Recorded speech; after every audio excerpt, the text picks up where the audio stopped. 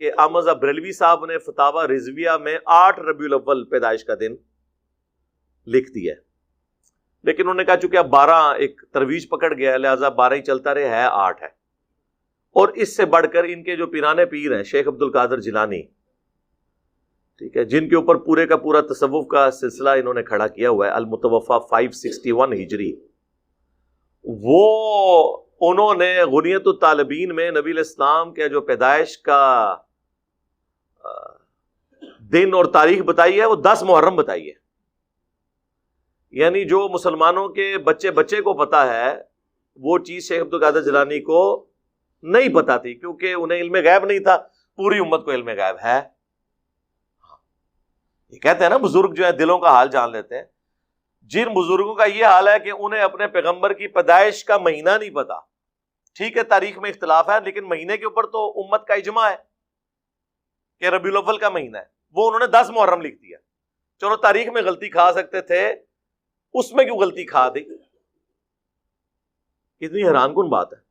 جو کام اس زمانے میں نہیں ہوتا تھا وہ آپ شروع کر کے اور اس کی بنیاد پہ باقی تمام مکاتب فکر کو گستاخ ڈکلیئر کریں، اور جب جوڈیشری میں بات پیش ہو یعنی ہماری عدالت میں تو کہیں کہ نہیں جی ہم تو اس سے مستحب سمجھتے ہیں، اگر کوئی نہیں کرتا ہم اسے کوئی گستاخ نہیں کہتے۔ تو سر پھر آپ یہ شعر جگہ جگہ لکھ کے کیوں لگاتے ہیں؟ نثار تیری چہل پہل پر ہزاروں عیدیں اے ربیع الاول، سوائے ابلیس کے جہاں میں سبھی تو خوشیاں منا رہے ہیں۔ یہ مفتی احمد یار خان نعیمی صاحب جن کا مزار گجرات میں ہے، جنہوں نے جال حق کتاب لکھی ہے، ان کا یہ شعر ہے۔ آپ نے پوری امت کو ابلیس بنا دیا۔ صحابہ تابعین تبع تابعین کے مبارک دور میں جتنے مسلمان ہیں ان کو ابلیس کہہ دیا، کیونکہ وہ آپ کے طریقے پہ تو میلاد نہیں مناتے تھے، تو وہ تو وہی طریقہ تھا جو صحیح مسلم میں ہے 2750، فیہ ولدت وفیہ انزل علیہ، میں پیر کا روزہ اس لیے رکھتا ہوں کہ اس دن میں پیدا ہوا اور اس دن مجھ پر پہلی وہی نازل ہوئی۔ تو بتائیں پھر مولا علی نے کس طریقے سے میلاد منایا ہے؟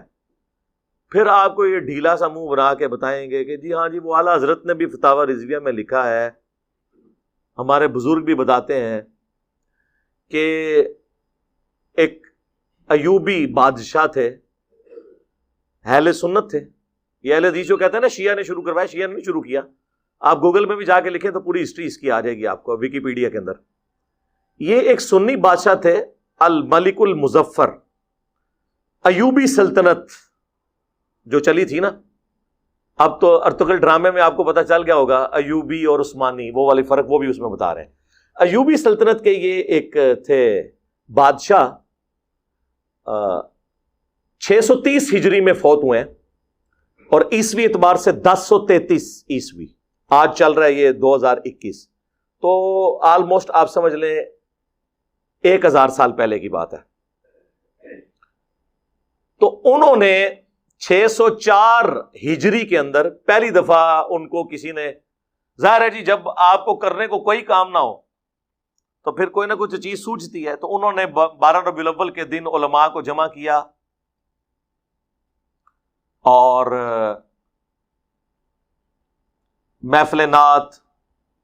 اور وہ جو صوفیاء کا وہ طریقہ ارطغرل ڈرامے میں آپ دیکھ رہے ہیں، وہ ناچ کود کے جو وہ ذکر کرتے ہیں وہ،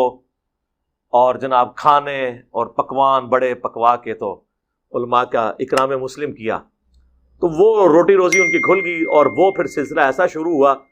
پھر جلتی پہ تیل کا کام کیا سلطنت عثمانیہ نے، یہ ارطغرل صاحب کی اولاد نے۔ انہوں نے 1588 عیسوی کے اندر، آج سے آلموسٹ آپ سمجھ لیں 600 سال پہلے یا 500 سال پہلے کہہ لیں، انہوں نے سلطنت عثمانیہ جو 3 براعظموں میں پھیلی ہوئی تھی، سرکاری سطح کے اوپر 12 ربیع الاول کی چھٹی ڈکلیئر کر دی، وہاں سے پھر اسے اور تقویت مل گئی، اور وہ سلسلہ اب تک چلتا آیا، اور اسی کی باقیات یہ ہیں کہ پاکستان میں پھر 12 ربیع الاول کی چھٹی ہوئی، اور یہ سارے کے سارے معاملات اس طریقے سے چلے۔ یہ اس کی پوری ہسٹری ہے جس کا تعلق صحابہ تابعین تبع تابعین بعد کے لوگوں، پہلے آپ سمجھ لیں 600 سال کے لوگوں کے ساتھ اس کا کوئی تعلق نہیں ہے۔ تو سر بس یہی ہمارا جواب آپ کے میلاد کی ایکٹیویٹیز کے بارے میں ہے۔ آپ نے میلاد منانا ہے، صحیح مسلم 2750،